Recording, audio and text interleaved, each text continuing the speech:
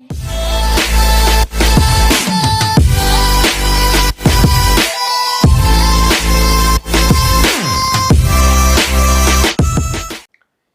Friends, welcome back again on the homeopathy made course. और आज हम बात करेंगे अपने मेटाबॉलिक डिसऑर्डर ऑफ लिवर के बारे में।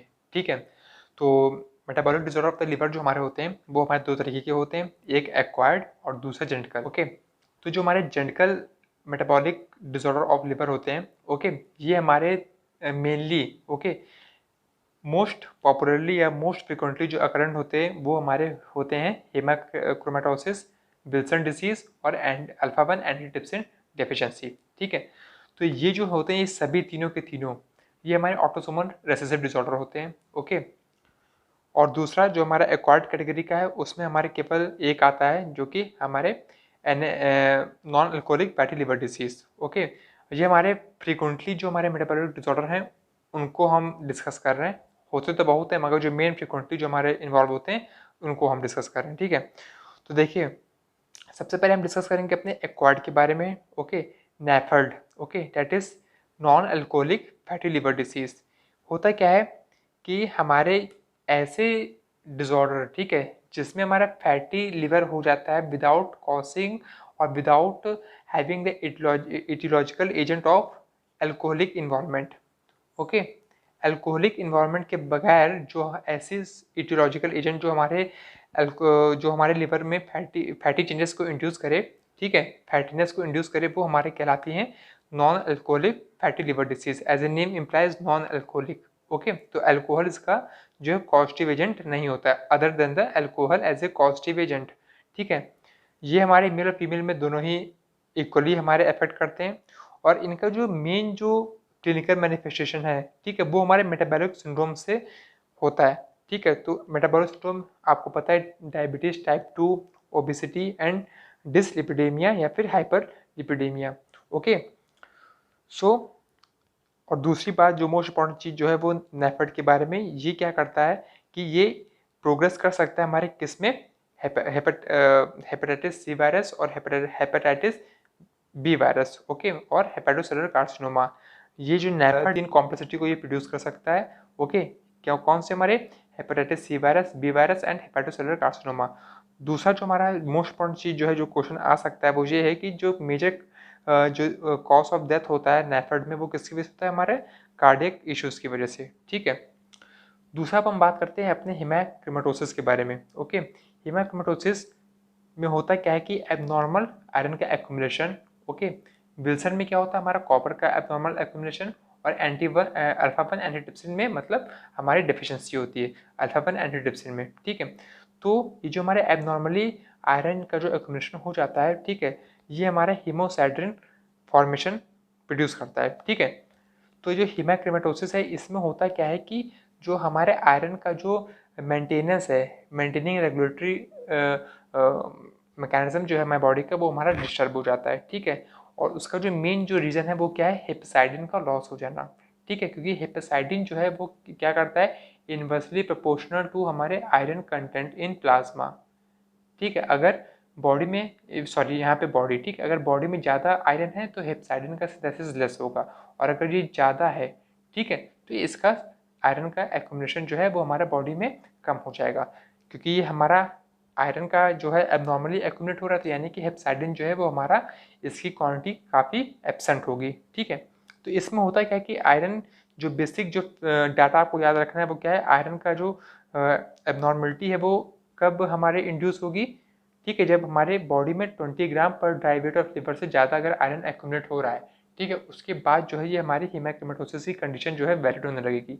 नॉर्मल वैल्यू क्या होती है हमारे आयरन की, 8 ग्राम पर ड्राई वेट ऑफ लिवर। ठीक है, उसके बाद जो है क्योंकि हमारा हेपेसाइडिन की लॉस की वजह से है, ठीक है, तो इसकी जो जीन जो होते हैं, ठीक है, जो इसको सिंथेसाइज करते हैं हेपेसाइडिन को, उसको हम उसके बारे में हम थोड़ा देखते हैं।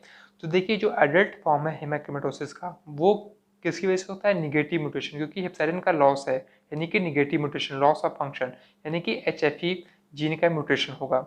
जुवेनाइल फॉर्म में क्या है, हमारा हैम्प और जुवेलाइन हमारा जीन का निगेटिव म्यूटेशन। ठीक है, तो जुवेनाइल में हमारे 2 जीन इन्वॉल्व हो रहे हैं और एडल्ट में हमारे सिंगल जीन HFE। ओके, इसका जो क्लिनिकल फीचर्स है इसमें होगा क्या कि हमारा आयरन का एबनॉर्मली जो है एक्यूमुलेशन है लिवर में, ठीक है, और भी हमारे बॉडी के ऑर्गन्स में जो है हमारे डिफरेंट डिफरेंट लोकेशन पे ये आयरन का एबनॉर्मली एक्यूमुलेशन हो जाता है, ठीक है। तो स्टेप वाइज जो हमारा सुप्योरिटी ऑर्डर है, ठीक है, सबसे पहले हमारा लिवर में इसका एक्यूमुलेशन होगा सबसे ज़्यादा, उसके बाद हमारा पैंक्रियाज में, उससे कम हमारा मायोकार्डियम में, उसके बाद हमारा पिट्यूटरी एंड सो ऑन, ठीक है। तो लिवर में जो है ये क्या कॉज करता है, एबनॉर्मली एक्यूमुलेट होके माइक्रोनोडुलर सिरोसिस। पैंक्रियाज में, क्योंकि ये पैंक्रियाज के इजलेट ऑफ लैंगरहैंस सेल्स में एंडोक्राइन पार्ट में जो है स्टोर होगा, तो ये हमारे डायबिटिक टाइप 1 हमारा इंड्यूस करेगा। मायोकार्डियम में हमारा एरिथमियाज कॉज करेगा, और पिट्यूटरी ग्लैंड में एक्यूमुलेट होकर ये हमारे गोनाडोट्रोपिन हार्मोन जो है हार्मोनल के इफेक्ट से जो है उसको कम करेगा, ठीक है, उसके सिंथेसिस को कम करेगा, हमारे सिंथेसाइजिंग हार्मोन को। तो इससे होगा क्या कि जो हमारे गोनैड्स होंगे, है ना, उनमें जो हार्मोन्स की कमी की वजह से जो पिट्यूटरी ग्लैंड से रिलीज होते हैं उनकी कमी से ये हमारे इनएक्टिव हो जाएंगे, यानी कि atrophic, okay, atrophic of the gonads. ये सेकेंडरी होता है किसकी वजह से, क्योंकि देखिए आयरन का जो है डायरेक्टली गोनैड्स पे असर नहीं पड़ता, ये इनडायरेक्टली इफेक्ट करता है विया थ्रू द हमारे पिट्यूटरी ग्लैंड में एक्यूमुलेट होके, ठीक है। उसके बाद जॉइंट्स में हमारा स्यूडोगॉट कॉट करेगा, और ये हमारा जो है स्किन में हमारे हेमोसाइटोसिस पिगमेंटेशन, मतलब ब्लैक पिगमेंटेशन को ये मैनिफेस्ट करेगा, ठीक है। एक बात आपको ध्यान रखनी है, जो स्किन में जो हमारा ब्लैक पिगमेंटेशन होता है in the case of haemochromatosis, major cause जो है वो क्या है, इसका मेलानिन का एक्सेसिव सिंथेसिस हो जाना, ठीक है।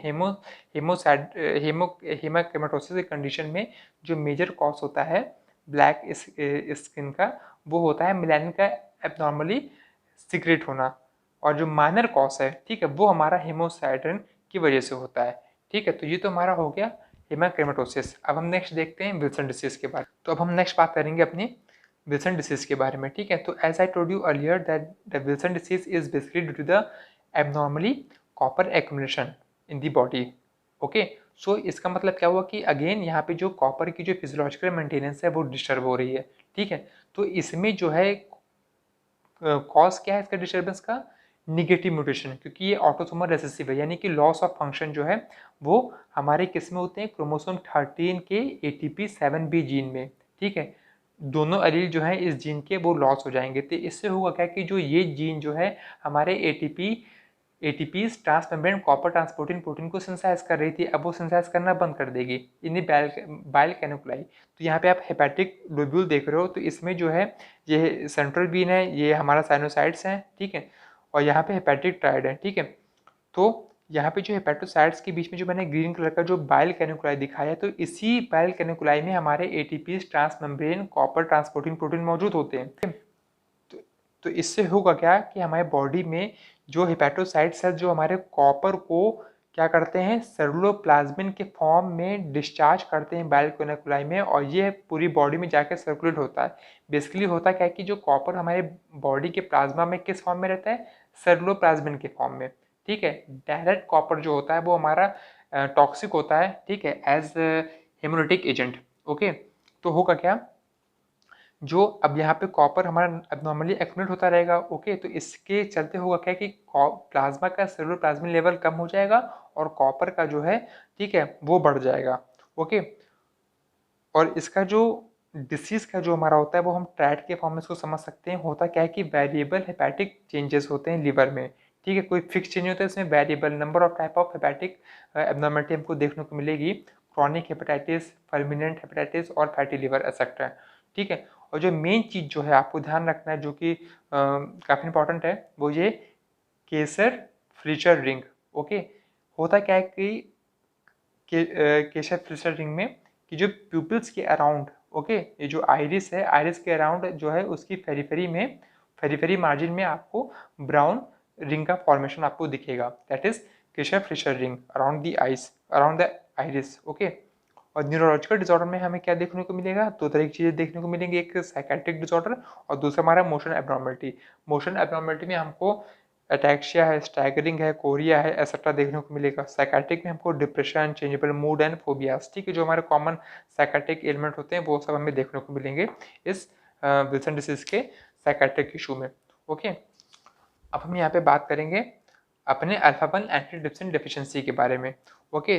तो अगेन ये जो अल्फा 1 एंटीट्रिप्सिन जो इंजाइम है, ठीक है, ये कहाँ सिंथेसाइज होता है हमारा क्रोमोसोम 14 से।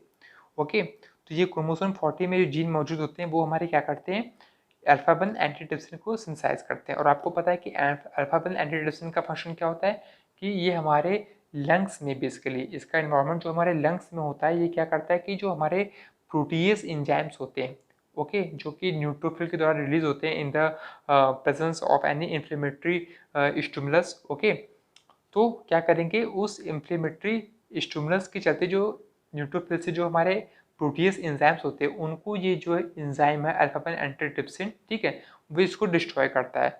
अगर डिस्ट्रॉय नहीं करेगा तो जो प्रोटीएस एंजाइम जो हमारे रिलीज हो रहे हैं उनके एक्शन को जो है वो अनकंट्रोल होगा और वो अनकंट्रोल प्रोटीएस एंजाइम हमारे लंग्स को डैमेज कर सकते हैं, ठीक है।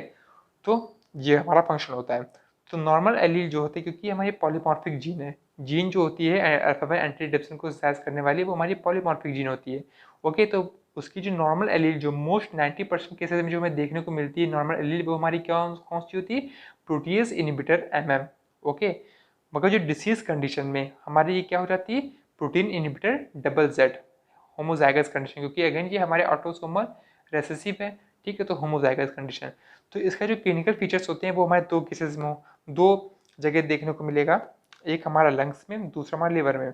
लंग्स में हमें as I told you earlier कि इसमें क्या होगा कि जो अगर ये एंजाइम नहीं होगा तो न्यूट्रोफिल्स के द्वारा जो हमारे प्रोटीज एंजाइम रिलीज हो रहे थे, ठीक है, जैसे हमारे कैथेप्सिन डी एक्सेट्रा, है ना, तो इससे क्या होगा कि वो प्रोटीज एंजाइम हमारे लंग्स को डैमेज कर देंगे, ठीक है। तो इससे होगा क्या कि हमारे एम्फाइसीमा जो है परमानेंट, जब एल्वेओलाई डैमेज हो जाएंगे तो इनका डायलिटेशन हो जाएगा, ठीक है। तो dilatation of alveoli is known as emphysema. और ये कौन सा टाइप हमारे एम्फाइसीमा को इंड्यूस करेगा, pan acinar type, okay. Pan acinar type of emphysema is induced under the deficiency of alpha 1 antitrypsin.